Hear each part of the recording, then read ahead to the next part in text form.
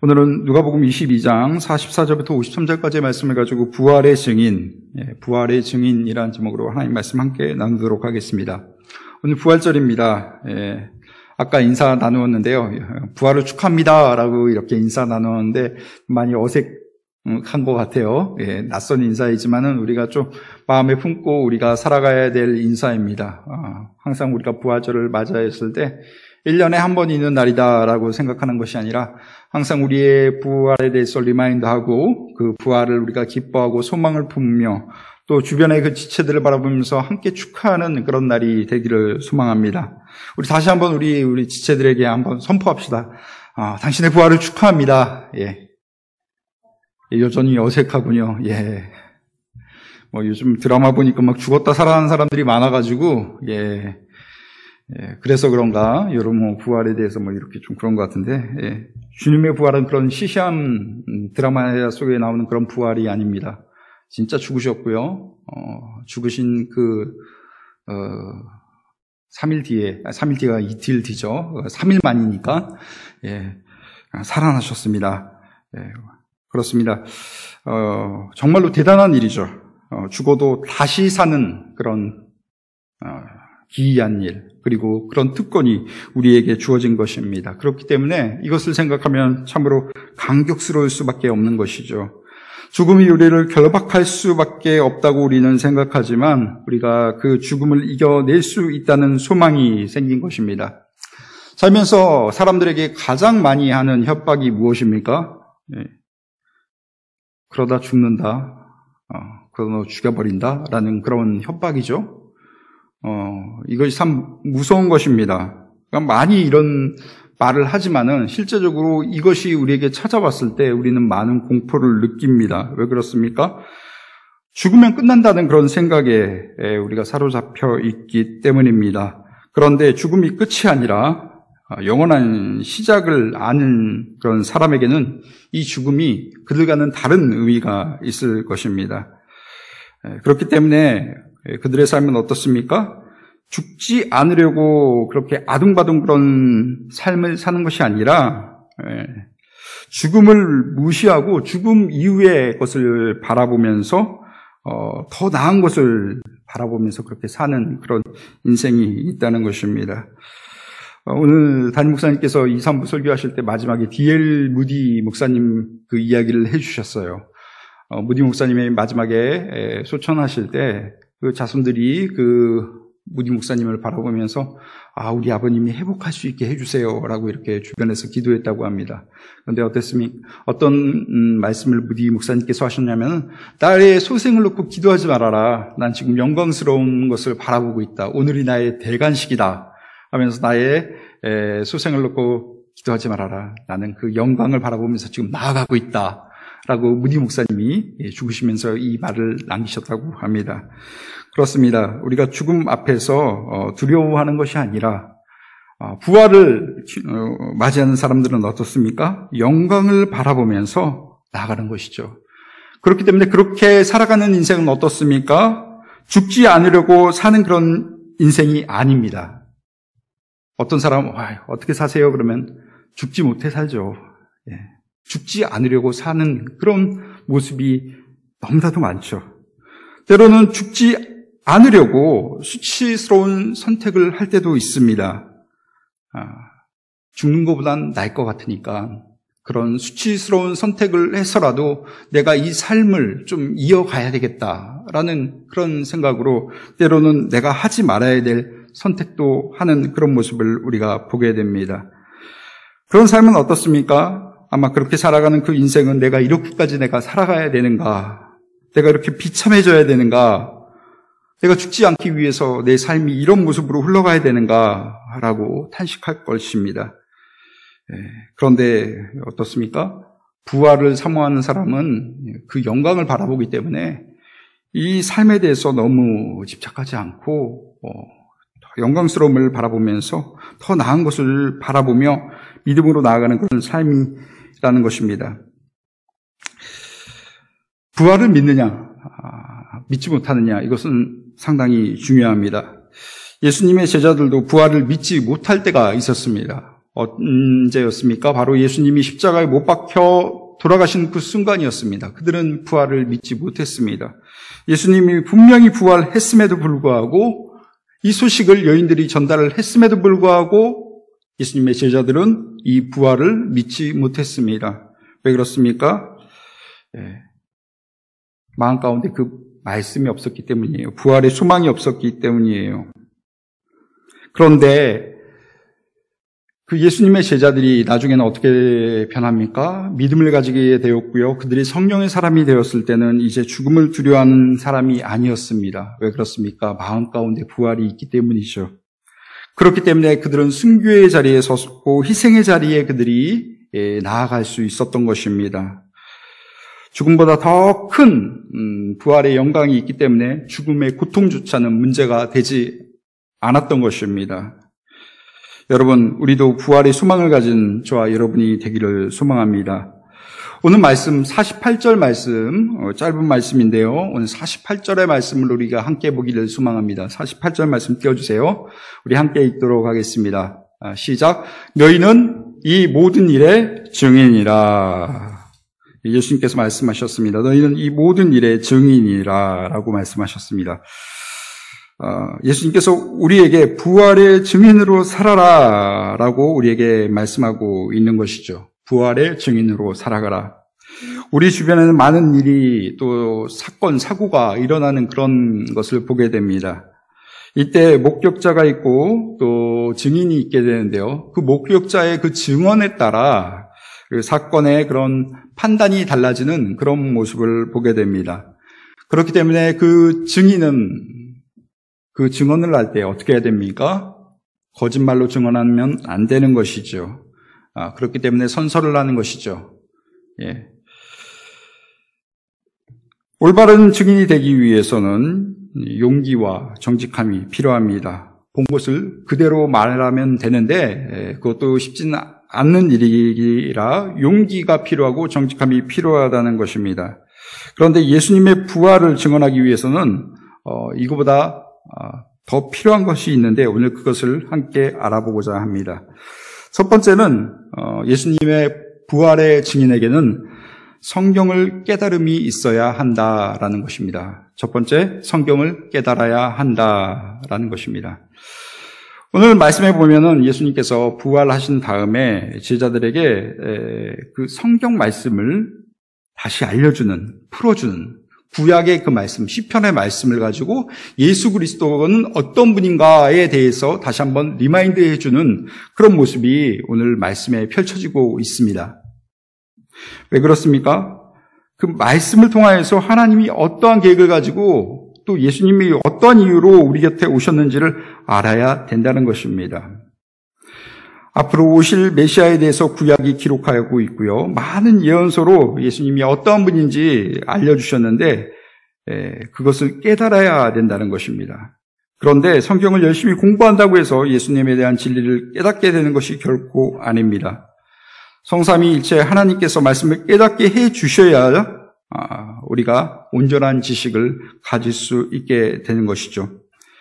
제자들이 믿음이 적었던 것은 하나님의 말씀을 제대로 알지 못했기 때문입니다. 그래서 예수님의 제자들은 그 제자들을 이제 부활의 증인으로 세우고자 그들에게 닫힌 마음을 열어주시고 그 마음이 열렸을 때 그들에게 다시 한번 말씀을 깨닫게 해주시는 그런 모습을 오늘 말씀을 통해 보게 되는 것입니다.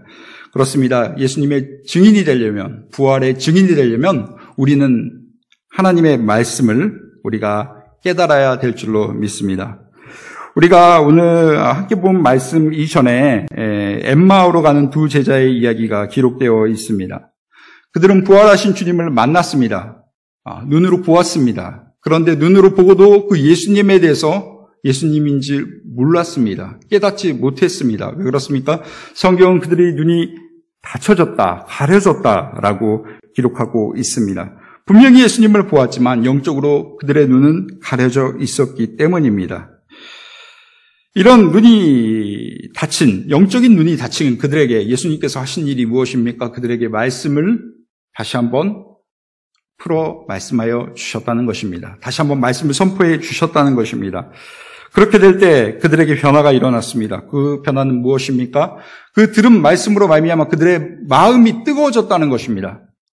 마음이 뜨거워지고 그들의 눈이 열렸다는 것입니다. 이제는 예수님에 대해서 깨닫게 되었고 함께 있는 그 사람이 우리의 선생님이었던 예수 그리스도라는 것에 대해서 그들은 깨닫게 되었습니다. 그렇습니다. 부활의 증인이 되기 위해서는 분명히 필수적으로 필요한 것이 있는데 그것은 하나님의 말씀을 듣는 것, 깨닫는 것입니다. 요한복음 15장 15절부터 17절까지 예수님과 베드로의 대화가 기록되어 있는데 우리 함께 해보도록 하겠습니다. 함께 읽겠습니다. 시작. 이제부터는 너희를 종이라 하지 아니하리니 종은 주인이 하는 것을 알지 못함이라. 너희를 친구라 하였노라. 내가 너희가 아버지께 들은 것을 다 너희에게 알게 하였습니다. 또 두 번째, 제가 말씀을 잘못 전달한 것 같아요. 베드로가 낙심하였을 때 예수님께서 찾아와가지고 하신 그 말씀이죠. 베드로야, 요한의 아들 시몬아, 네가 나를 다른 사람보다 더 사랑하느냐? 라고 물어보십니다. 우리가 잘 아는 말씀이죠.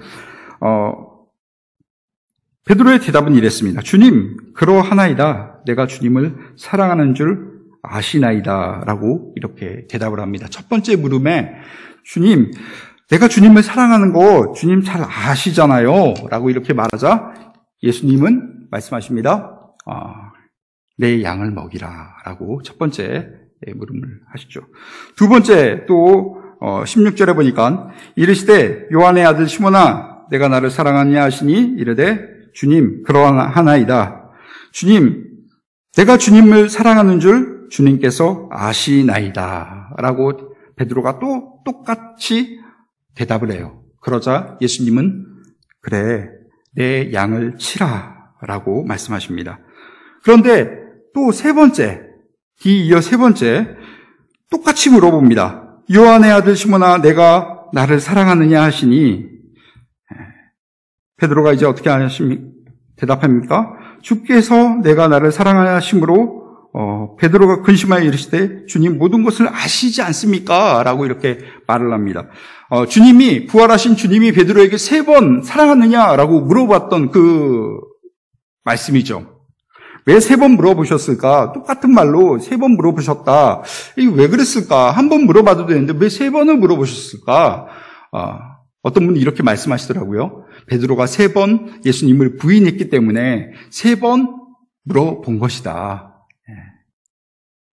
저도 그런 줄로만 알았어요. 그런데 성경을 자세하게 보니까 오늘 이 3번의 물음 가운데 사랑하느냐라고 묻고 계시는데요.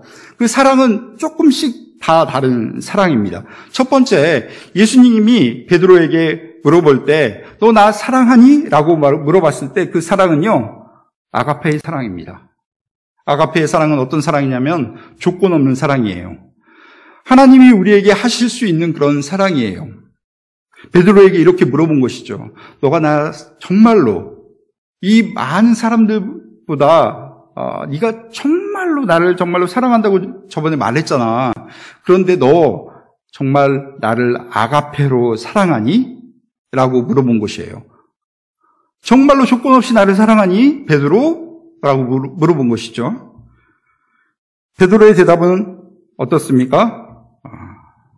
주님, 내가 주님을 사랑하는 줄 주님께서 아시나이다. 주님 저의 사랑을 아시잖아요 하면서 대답한 그 사랑은 필레오의 사랑이에요. 이 필레오는 제한적인 사랑이고요. 어떻게 보면 우정에 가까운 그런 의리의 사랑, 그런 사랑이에요. 그러니까 아가페의 사랑보다 이 필레오의 사랑은 되게 작은 그런 크기를 가지고 있다고 해도 될 것입니다. 예수님은 조건 없는 사랑으로 내가 너를 사랑해 라고 물어보는데 베드로는 그렇습니다. 주님, 저도 온 마음 다해 주님을 사랑합니다. 정말로 조건 없는 사랑으로 내가 주님을 사랑합니다 라고 말했던 것이 아니라 주님, 저의 사랑은 요만한 사랑이에요. 그러니까 주님 아시지 않습니까? 라고 대답한 것이에요. 두 번째 대답도 동일합니다. 두 번째 예수님께서 또 시몬에게 동일하게 너 아가페로 나를 사랑하니? 라고 물었는데 베드로는 동일한 대답으로 저는 필레오의 사랑으로 주님을 사랑합니다. 아시지 않습니까? 라고 고백한 것이에요. 세 번째 예수님께서 질문을 바꾸십니다. 우리의 본문으로 한글로 봤을 때는 내가 나를 사랑하느냐라고 묻는데 원어의 본문으로 보면 조금 다르다는 것이에요. 이제 주님께서 그 사랑을 바꾸십니다. 너 나를 필레오로 사랑하지? 너 제한적인 사랑으로, 조건 있는 사랑으로 나를 사랑하고 있지? 베드로가 솔직하게 대답해요. 그래요, 주님. 저는 주님을 조건 있는 사랑, 필레오의 사랑, 제한적인 사랑으로 사랑하고 있어요. 라고 고백합니다. 그런데도 예수님은 어떻게 말씀하십니까? 동일하게 첫 번째 말씀하셨던 것처럼 내 양을 먹이라 라고 말씀하고 있는 것입니다. 어떻게 보면 예수님이 세 번이나 베드로에게 물음표를 던져서 짓궂게 좀 곤란하게 하셨다라고 생각할 수도 있어요. 근데 그것은 성경을 되게 얇게 보는 것이에요. 그런데 오늘 예수님께서 베드로에게 했던 그 사랑은 무엇입니까? 내가 너를 아가페로 사랑하고 있어. 이것을 깔고 있는 것이에요. 네가 나를 배신했지만, 네가 십자가에 있는 나를 저주했지만 나는 너를 조건 없이 사랑해, 베드로. 그래, 알아. 네가 나를 향한 그 사랑이 어떤 건지 알아. 그 사랑은 조건 있는 사랑이야. 너의 대답을 충분히 들었어. 그래도 나는 너를 조건 없이 사랑해. 난 널 끝까지 아가페로 사랑해. 라고 지금 말씀하고 있는 것이에요. 요한일서 4장 16절. 하나님은 사랑이다. 이것을 대화로 누겨서 지금 베드로에게 말씀하고 있는 것이에요. 베드로는 이 말씀을 듣기 전에 철저하게 실패했어요. 엠마오로 가는 그 제자들처럼 철저하게 그냥 다 망가진 상태예요. 그런데 예수님의 이 사랑의 메시지가 다시 한번 선포됐을 때 물음표로 던져졌지만 그것은 분명히 그 메시지는 내가 너를 아가페로 사랑하고 있어, 베드로. 난 널 끝까지 사랑할 거야, 베드로. 그러니까 내 양을 먹이고 내 양을 쳐줘. 내 양을 부탁한다, 베드로. 그 메시지예요. 망가진 베드로가 이 하나님의 음성을 듣고 어떻게 됩니까? 깨닫게 됩니다. 하나님의 말씀을 듣고 하나님의 사랑에 대해서 깨닫게 되는 것이죠. 예전에 내가 예수님을 부인하고 예수님을 저주했지만 그 하나님의 말씀을 깨달은 베드로는 이제 어떻게 세워집니까? 예수님의 진정한 수제자로 세워지게 되는 것이죠. 그렇습니다. 하나님의 말씀을 들어야지만 우리는 제대로 믿을 수 있는 것입니다. 이렇게 말씀으로 회복된 베드로는 성경을 우리가 뒤로 넘기면은 사복음서가 끝나고 무엇이 등장합니까? 사도행전이 등장하죠. 그가 예수님의 명령대로 성령의 능력을 힘입고 처음으로 사역하는 그 첫 부분, 사도행전 2장에는 아주 위대한 일이 등장하고 있습니다. 무엇입니까? 베드로가 설교를 합니다. 어떤 설교입니까? 구약을 풀어 말하고 있어요. 구약을 풀어 말하면서 예수 그리스도에 대해서 증언을 합니다. 요엘서를 가지고 성령을 말하고요.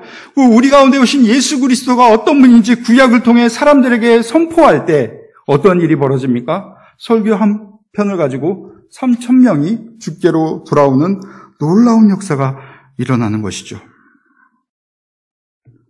그렇습니다. 증인에게 필요한 것은 하나님의 말씀입니다. 우리가 누가복음 24장을 함께 보고 있습니다. 또 우리가 지금 누가복음을 가지고 큐티하고 있는데 오늘 본문, 큐티할 본문이 누가복음 24장 1절부터 12절까지의 말씀이에요. 오늘 큐티 말씀, 오늘 우리가 함께 보는 24장이니까 우리 성경책을 보면 나오겠죠.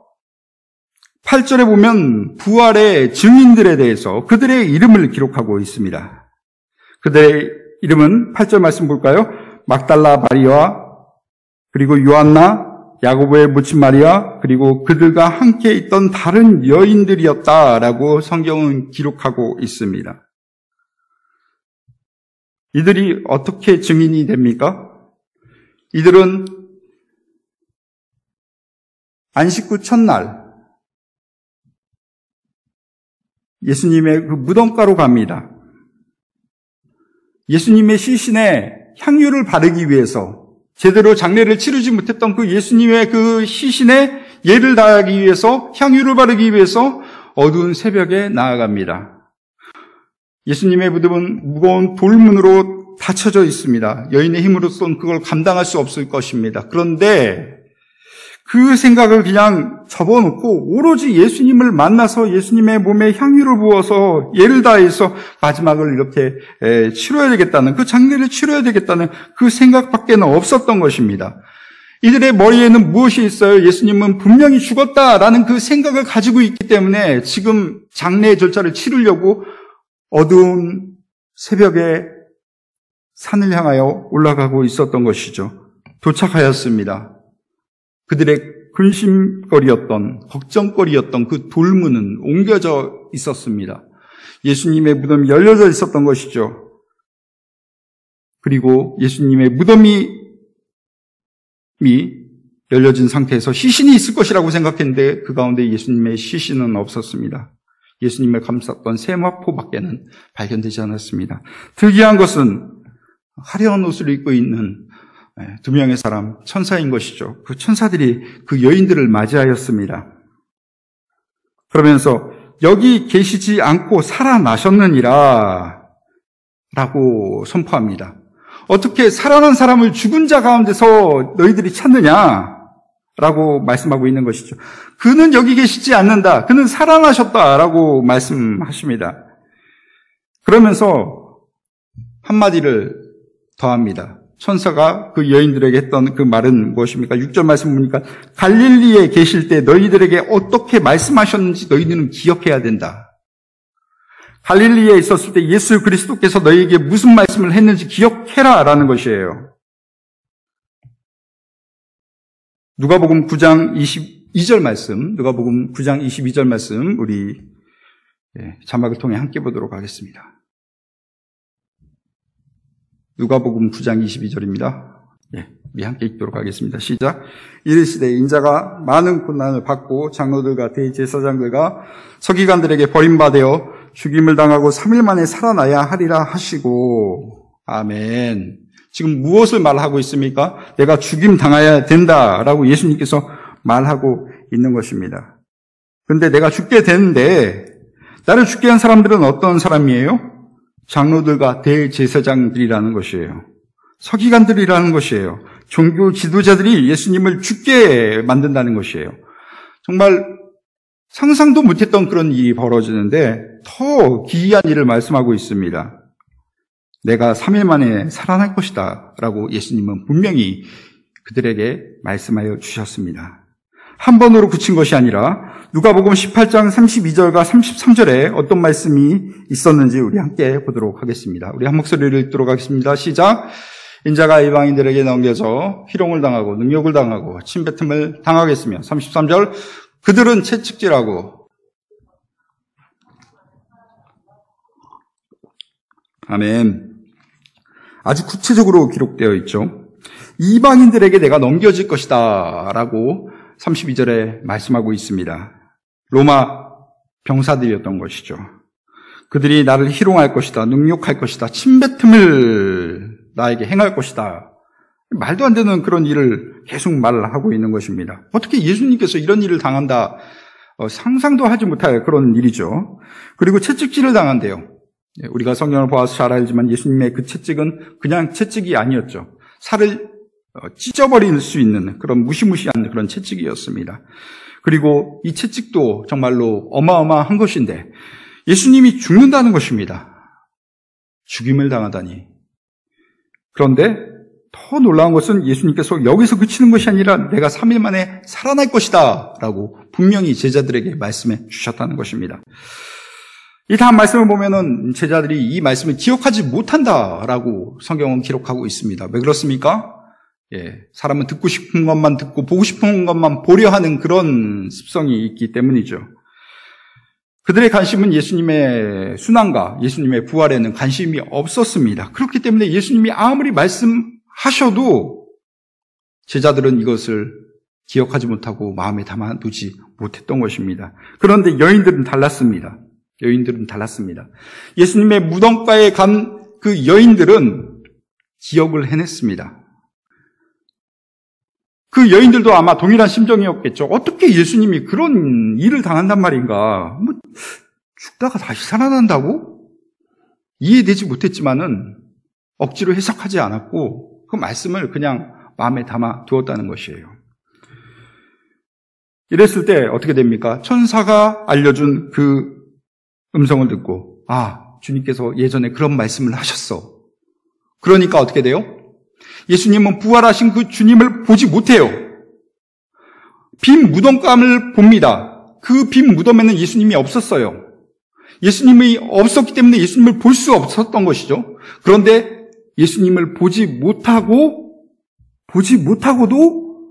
부활을 믿었다는 것입니다. 왜 그래요? 여인들의 마음 가운데는 예수님의 그 말씀이 심겨졌기 때문이에요. 그런데 베드로는 어떻습니까? 베드로는 이 부활의 메시지를 듣고 혼자 그 무덤가로 달려갑니다. 베드로도 동일한 간격을 보게 됩니다. 무덤가가 열려 있었고 세마포가 있었고 그 안에 예수님이 없었습니다. 그런데 수제자 베드로는 예수님의 부활에 대해서 그 당시 믿었습니까? 못 믿었습니까? 믿지 못했어요. 그는 이렇게 기록되어 있어요. 참 이상한 일이다. 기이한 일이다. 라고 고백을 했던 것이죠. 똑같은 상황이었는데 똑같은 것을 바라보고 여인들은 부활을 믿었고 베드로는 이 부활을 그때까지는 믿지 못했어요. 왜요? 베드로의 마음 가운데 말씀이 없었기 때문이죠. 여러분, 정말로 말씀이 있냐 없느냐 되게 사소한 것처럼 보일 수 있지만 그 뜻은 아주 다르다는 것을 볼 수 있습니다. 여러분, 우리가 부활의 증인으로 살아가기 위해서는 무엇을 붙잡아야 됩니까? 하나님 말씀을 붙잡아야 됩니다. 그 말씀을 묵상하고요. 그 말씀을 기억해야 됩니다. 그 말씀을 내가 품고 그 말씀으로 내가 삶을 살아가야 되는 것입니다. 때는 그 말씀이 이해되지 않을 때가 있어요. 물음표가 있을 때가 있어요. 그때는 어떻게 해야 됩니까? 그것을 그냥 내 마음 속에 물음표로 담아두면 되는 것이에요. 그럼 어떻습니까? 오늘 말씀의 그 여인들처럼 나중에는 그 물음표가 느낌표로 변하고 마침표로 변하는 그 날이 온다는 것이에요. 그런데 말씀을 듣고도 믿지 않는 베드로는 믿지 못하기 때문에 부활의 증인이 되지 못하는 그런 안타까운 모습을 보게 됩니다. 두 번째, 부활의 증인은 부활을 믿는 사람이어야 된다는 것입니다. 말씀을 깨닫는 일이 사람의 능력으로 되는 일이 아니듯 부활을 믿는 것 역시 사람의 의지나 생각으로 되는 것은 아닙니다. 믿음은 사람의 행위로 생겨나지 아니하고 믿음은 하나님의 은혜로 생겨나는 것이기 때문입니다. 이 믿음의 은혜를 우리가 얻기 위해서는 어떻게 됩니까? 말씀을 들어야 된다는 것입니다. 예수님께서 오늘 우리가 함께 읽은 본문 가운데 그 앞부분에 했던 일이 무엇입니까? 제자들에게 다시 한번 그 말씀을 다시 한번 들려줬다는 것입니다. 말씀을 다시 한번 들려주었을 때 그들은 다시 새롭게 됩니다. 구약의 그 말씀을 보면서 그리스도가 왜 고난을 당해야 되는지, 그리고 왜 3일 만에 부활을 하셨는지, 그리고 그 부활의 의미가 어떠한 것인지, 그 부활로 말미암아 내가 제사함을 받게 된 그 은혜가 무엇인지 그 말씀이 그들을 새롭게 하였다는 것입니다. 그 말씀이 그들에게 임해졌을 때 나타나는 변화는 무엇입니까? 부활을 드디어 믿을 수 있게 된다는 것입니다. 말씀으로 말미암아 부활을 믿는다. 말씀으로 말미암아 부활을 믿는다. 너무나도 위대한 변화입니다. 은혜가 더해졌다는 것이에요. 말씀을 많이 알고도 부활을 믿지 못하는 그런 일도 있는데 말씀을 들음으로 말미암아 부활을 믿을 수 있다는 것은 하나님의 인도하심이 있고 성령님의 인도하심이 분명히 있었다는 것이에요. 우리는 그것을 사모해야 된다는 것입니다. 마태복음 2장 1절부터 16절까지의 말씀을 우리가 보면요, 예수님이 태어날 무렵에 그 이야기가 기록되고 있습니다. 동방박사가 예루살렘에 왔습니다. 그리고 유대인의 왕으로 오실 위가 어디서 태어납니까? 라고 물어보면서 이들이 왔던 것이죠. 왕이 태어나니까 왕궁에서 태어날 것이다. 왕궁은 어디 있는가? 예루살렘이다. 그러면 우리가 예루살렘으로 가면 되겠구나라는 그런 생각으로 예루살렘에 와보니 만왕의 왕 예수 그리스도가 없는 것이에요. 그리하여서 물어봅니다. 왕궁에 있던 사람들에게 물어봅니다. 헤롯 왕에게 물어봤겠죠? 헤롯 왕이시여, 우리가 만왕의 왕이, 이 유대인의 왕이 이 태어난다는 이 소식을 듣고 이 자리에 왔습니다. 라고 물어봤는데 그는 어디 있습니까? 헤롯도 몰랐습니다. 헤롯은 어떻게 합니까? 당장 말씀에 능한 대제사장들과 서기관을 모아서 물어봅니다. 야, 너네들 성경 빠삭하게 알지? 야, 그 말씀에 나온 그 메시아라는 그 인물이 어디서 태어나냐? 라고 그들에게 물어보았던 것이죠. 명료하게, 아주 명료하게 말합니다. 5절 말씀 우리 같이 읽도록 하겠습니다. 함께 읽겠습니다. 시작. 이르되 유대 베들레헴 이오니 이는 선지자로 이렇게 기록된 바, 선지자들이 이렇게 기록하여 놨습니다. 6절 말씀도 같이 읽도록 하겠습니다. 함께 읽겠습니다. 시작. 또 유대 땅 베들레헴아 너는 유대 고을 중에서 가장 작지 아니하도다. 내게서 한 다스리는 자가 나와서 내 백성 이스라엘의 목자가 되리라 하였음이니라. 얼마나 명료하게 정확하게 말을 합니까? 유대 땅 베들레헴인데요. 예전에 이런 말씀이 있었죠. 그 베들레헴은 작은 곳이지만 작지 않은 그런 고을이라고 합니다. 왜요? 거기서 아주 위대한 사람이 태어나기 때문이죠. 그는 이스라엘의 목자가 될 수 있는 그런 사람이라고 성경이 예언하고 있습니다. 라고 친절하게 깔끔하게 말을 해줍니다. 누가요? 대제사장 그리고 서기관들이 이 일을 그렇게 말했다는 것이죠. 그런데 결국 베들레헴으로 간 사람은 누굽니까? 먼 길을 찾아온 동방의 박사들이었습니다.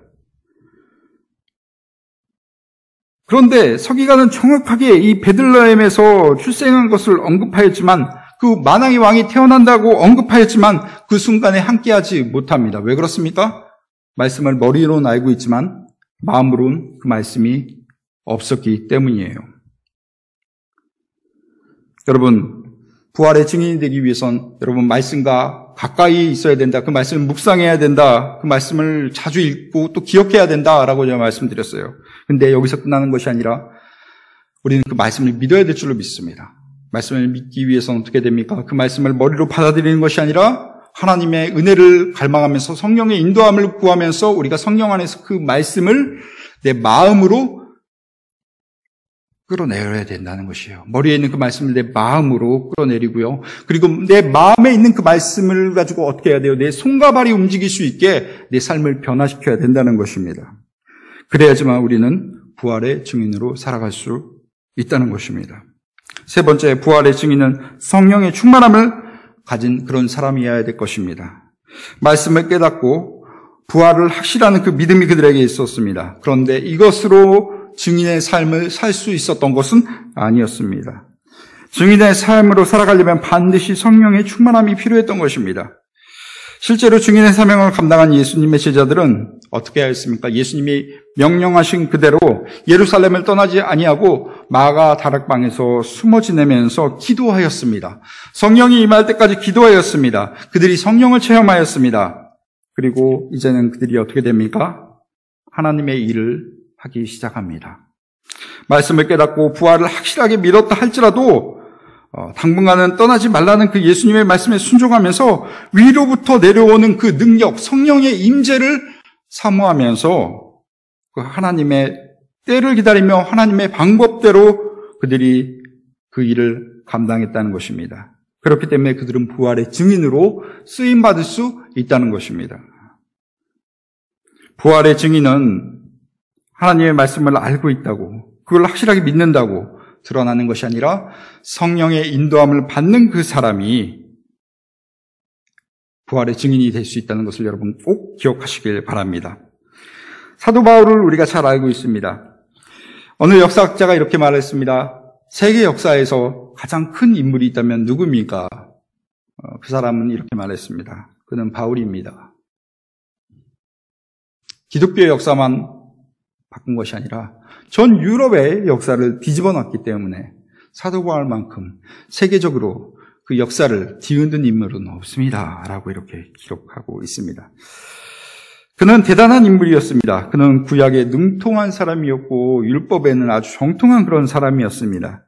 가말리아 학파에 소속되어 공부했을 때 그는 예루살렘에서 공부하면서 제가 이렇게 공부를 해보니까는 그가 공부했을 때 아마 예수님이 예루살렘에 다녀갔을 그 시기와 겹칠 수 있다는 그런 분석이 나왔어요. 그렇다는 건 무엇이에요? 그가 율법으로 열심히 공부했을 때 예수님을 멀 발치에서 만날 수 있다는 그런 가능성이 있다는 것이죠. 그 가능성이 있다는 건 무엇입니까? 예수님을 내가 직접 볼 수 있었다는 것이에요. 율법을 그렇게 공부하고 예언서에 대해서 빠삭하게 알고 오실 메시아에 대해서 빠삭하게 알고 있었는데 정작 예수님에 대해서 듣고 또 보았을 때 그 예수님을 그 당시에는 믿지 못했습니다. 왜 그렇습니까? 머릿속에만 말씀이 있었기 때문이에요. 그가 언제 변화를 겪었습니까? 다메섹에서 그가 철저하게 무너졌을 때, 성령의 인도하심이 있었을 때, 그의 눈이 닫혔을 때, 그 강야에서 아무것도 행하지 못하고 성령의 인도하심만 바라보면서 그 강야를 서성이고 있을 때 그는 변화하기 시작하였습니다. 3년의 시간이 지났습니다. 그는 더욱더 성령을 의지하고 광야에서 하나님을 의지하며 하나님의 사람을 교제하며 하나님의 일을 꿈꾸었습니다. 성령의 임재를 사모하면서 하나님이 가라 하시는 그곳에 가고 하나님이 하지 말라는 그것이 있다면 철저하게 금하였습니다. 그러니까 어떻게 됩니까? 그가 가는 곳마다 교회가 세워지고 그가 가는 곳마다 사람이 변화되는 놀라운 역사가 일어났습니다. 왜 그렇습니까? 그가 위대해서가 아니라 성령께서 사도 바울과 함께 하셨기 때문입니다.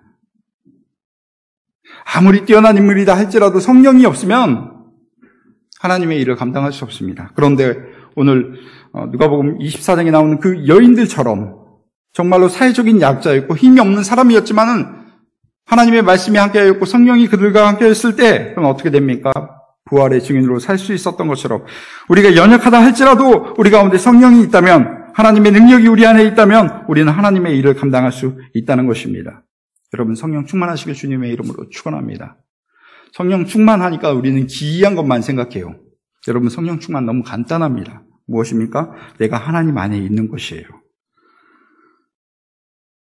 예수님께서 포도나무의 그 비유를 하셨죠. 너희는 가지다. 그러니 어떻게 해야 된다고요? 가지가 그 나무에 잘 붙어 있으면 어떻게 돼요? 그로 말미암아 열매를 얻게 되는 것이죠. 가지가 한 것은요, 그냥 잘 붙어 있는 그 일밖에 한 것이 없어요. 우리가 하나님을 인정하고 우리가 하나님 가까이 있으면서 성령을 인정하면서 우리가 하나님 안에 딱 붙들림 바 되는 것, 내가 하나님께 접붙임 바 된다면 우리의 삶 가운데 많은 변화가 일어날 것입니다. 성령의 열매가 우리의 삶 가운데 나타날 것입니다. 그런데 우리가 성령을 소멸하는 것, 성령을 거스린다면 어떻게 됩니까? 우리 삶 가운데 하나님과 멀어지게 될 것입니다. 그때 나타나는 것이 무엇인가요? 죄예요. 하나님께 떨어졌을 때 우리는 정말로 소망 없는, 이 세상에 정말 희망이 없는 그런 존재로 살 수밖에 없다는 것이에요. 여러분 하나님 안에서 부활의 증인으로 여러분 살아가시길 바랍니다. 뉴스를 보면은 이런 기사를 예전에 본 적이 있습니다. 억울한 옥살이를 한 사람이 있다. 어떤 그 사람의 누명을 뒤집어 쓰고 사람을 죽였다고 해가지고 16년 동안 감옥에 있다가 살다 나온 그 사람의 이야기를 들었습니다. 왜 그렇습니까? 잘못된 증언이 있었기 때문이죠. 잘못된 증언이 한 사람의 인생을 망쳤습니다. 우리가 부활의 증인으로 살아가야 될 텐데 우리가 부활에 대해서 잘못 증언한다면, 우리가 잘못된 방법으로 이 부활을 증언한다면 우리는 한 영혼을 망칠 수 있다는 그런 위대한 그런 부담을 가지고 우리가 살아가야 된다는 것이죠. 여러분, 하나님의 말씀을 사모하십시오. 그 말씀을 믿기 위해서 성령님을 의지하십시오. 그리고 성령의 충만함을 여러분 사모하시길 바랍니다. 그렇게 되면 여러분도 부활의 증인으로 위대한 일을 할 수 있을 것입니다.